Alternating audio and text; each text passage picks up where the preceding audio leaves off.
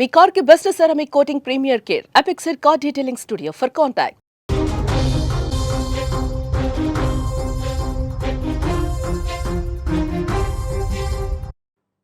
డబ్బు సంపాదనలో పడి మనం మనుషులమని కూడా మర్చిపోతున్నాం. జంతువులైనా ఒక జంతువుకు గాయమైతే పక్క నుంచి వచ్చి కనీసం చూసి వెళ్తాయి. జంతువుల్లో ఉన్న గుణం కూడా మనుషుల్లో లేకుండా పోతుంది. ఒక కవి రాశాడు, మాయమైపోతున్నాడమ్మా మనిషి అన్నవాడు, మాయమైపోయాడమ్మా మనిషి అనేవాడు, ఎప్పుడో చచ్చిపోయాడు, డబ్బుకు దాసోహమైపోయాడు, డబ్బుని ప్రేమిస్తున్నాడు, డబ్బు చుట్టే తిరుగుతున్నాడు, తోటి మనుషుల్ని పట్టించుకోవట్లేదు. ఈ మాటని నిరూపించేందుకు నా దగ్గర ఒక దృశ్యం ఉంది, చూడండి. ఒక్కసారి ఆ దృశ్యం చూడండి.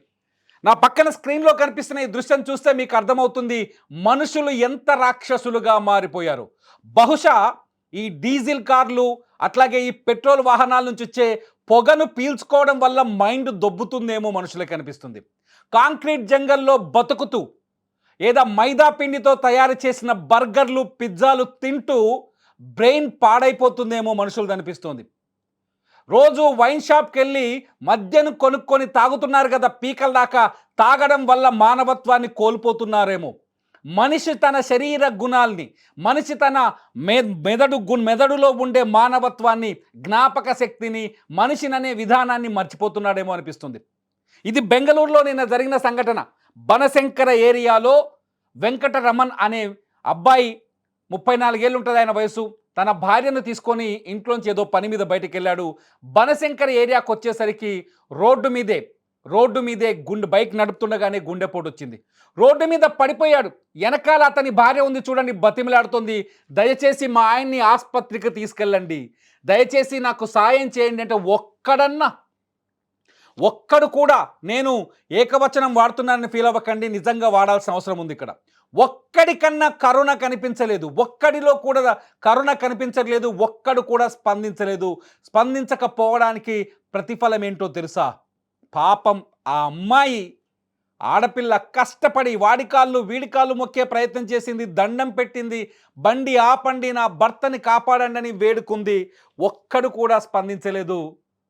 చివరికి ఆ అమ్మాయి బండిపైన తన భర్తని, గుండెపోటుతో విలవిల్లాడుతున్న తన భర్తని బండిపైన కూర్చోబెట్టుకొని ఆసుపత్రికి తీసుకెళ్ళింది. ఈ మాట చెప్పడానికి కన్నీళ్ళు వస్తున్నాయి నాకు. ఆసుపత్రికి తీసుకెళ్లే లోపే ఆ వెంకట్రమణ్ ప్రాణాలు కోల్పోయాడు. పాపం 34 ఏళ్ల వయసు. 34 ఏళ్ల వయసులోనే భార్య కళ్ళ ముందే పక్కన ఒక మనిషి ఉండగానే ప్రాణాలు కోల్పోయాడు వెంకట్రమణ. అతన్ని కాపాడడానికి మనిషి అన్నవాడొక్కడు ఆగలేదు అక్కడ. మీరు దృశ్యాలు చూడండి, చూపిస్తున్నాం మేము వీడియో సీసీ కెమెరాలది.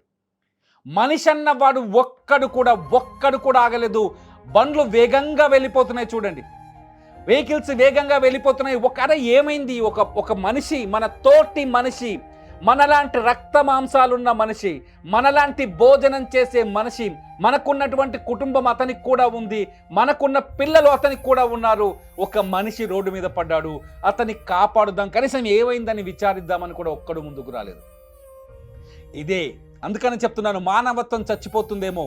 రోజు డబ్బు మత్తులో పడి పిజ్జాలు బర్గర్లు తిని ఇష్టం వచ్చినట్టు మద్యం తాగి మనిషి తన శరీర రూపాన్ని మార్చుకుంటున్నాడేమో, రాక్షసుడుగా, మానవత్వం లేని రాక్షసుడుగా మారుతున్నాడేమో అనిపిస్తుంది చూస్తే. గుండె ద్రవించిపోతుంది. కానీ వెంకట్రమణ్ భార్య ఒక మంచి పని చేసింది తెలుసా? ఈ సమాజాన్ని అందరినీ వరసబెట్టి చెంపలపైన కొట్టినట్టు, చెప్పు తీసుకొని బుద్ధి చెప్పినట్టు ఒక మంచి పని చేసింది. చనిపోయిన తన భర్త కళ్ళని మరో 2కి దానం ఇచ్చేందుకు తన కళ్ళని దానం చేసింది. ఎంత గొప్ప మనసు వెంకటరమణ భార్యది. మనిషిని పట్టించుకొని మనుషులని తను పట్టించుకుంది.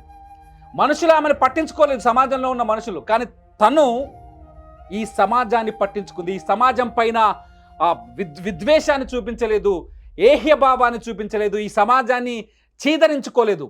సమాజానికి మానవత్వం అవసరం, మనుషులు బతికే ఉన్నారు, మీరందరిలో మీ శరీరాల్లో మానవత్వం చచ్చిపోయిందేమో, మనిషి అనేవాడు చచ్చిపోయిందేమో, కానీ నా రూపంలో ఉంది, మానవత్వం నాలో ఉంది అని చెప్పేసి వెంకట్రమణ్ భార్య నిరూపించింది.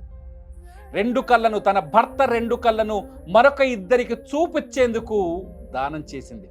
గుండెపోటుతో తన భర్త నరి రోడ్డు పైన గిలగిల కొట్టుకొని ప్రాణాలు కోల్పోతుంటే ఎవడూ పట్టించుకోకపోయినా సరే, మనిషి అనేవాడు ఆగకపోయినా సరే, వెంకట్రమణ భార్య మాత్రం మానవత్వాన్ని ప్రదర్శించింది. తన భర్త తనే భుజం మీద వేసుకొని ఆసుపత్రికి తీసుకెళ్లిన తర్వాత, అతను చనిపోయిన తర్వాత తన 2 కళ్ళను దానం చేసింది. ఎంత గొప్ప దేవతవమ్మ నువ్వు! నిజంగా నీకు దండం పెట్టాలమ్మా, నువ్వు ఒక దేవతవమ్మ. నీలాంటి మనుషులు ఉన్నారు కాబట్టే ఈ లోకం మీద ఇంకా వర్షాలు కురుస్తున్నాయి. నీలాంటి మనుషులు ఉన్నారు కాబట్టే ఈ భూమి మీద ఇంకా మనుషులు బతకడానికి, ఈ స్వార్థపరులంతా బతకడానికి ఆక్సిజన్ దొరుకుతుంది. నీలాంటి మనుషులు ఉన్నారు కాబట్టే మంచినీళ్ళు దొరుకుతున్నాయి. నీలాంటి మనుషులు ఉన్నారు కాబట్టే పంటలు పండి మాలాంటి వాళ్ళకి ఆహారం దొరుకుతుంది. ఇంకా మానవత్వం బతికే ఉంది అని చెప్పడానికి నీకంటే గొప్ప నిదర్శనం ఇంకెవరు లేరు తల్లి. నాకు మాట్లాడనిపించింది. మనం స్వార్థపరులం, డబ్బుకు లొంగిపోయిన స్వార్థపరులం, మన వ్యసనాలకు లొంగిపోయిన స్వార్థపరులం, మన పనులు మాత్రమే మనం చేసుకోవాలి, ఇంకొకరికి సాయం చేయకూడదనే దుర్మార్గపు ఆలోచనలతో బతుకుతున్న గొప్ప సామాజికులం మనం. నీతులు చెప్పమంటే బోలెడు చెప్తాం, సోషల్ మీడియాలో మైకులు పెడితే మాట్లాడమంటే గంటల కొద్దీ మాట్లాడతాం, కానీ ఒక్కడికి సాయం చేయడానికి మాత్రం సిగ్గుపడతాం, చేత కాదు. చీ అనిపిస్తుంది ఒక్కోసారి ఈ దృశ్యాన్ని చూస్తుంటే. బెంగళూరులో జరిగిన ఈ దృశ్యాన్ని చూస్తుంటే చీదరించుకోవాలనిపిస్తుంది. కానీ అతని భార్య, వెంకట్రమణ్ భార్య కళ్ళు దానం చేసిన చూసిన భర్తది, అది చూస్తే ఆమె కాళ్లకు దండం పెట్టాలనిపిస్తుంది. మీకేమనిపిస్తుంది? ఈ స్టోరీ చూసిన తర్వాత మీకేమనిపిస్తుంది? మీలో కనీసం మానవత్వం ఉంటే కామెంట్ చేయండి. వెంకట్రమణ్ లాంటి భార్యకి సెల్యూట్ చెప్పండి. ఇంకా మనుషులు బతికే ఉన్నారు, మానవత్వం బతికే ఉంది, అందుకే ఈ లోకం మీద వర్షాలు పడుతున్నాయని నిరూపించండి. చూస్తూనే ఉండండి అప్డేట్స్ కోసం సుమన్ టీవీ.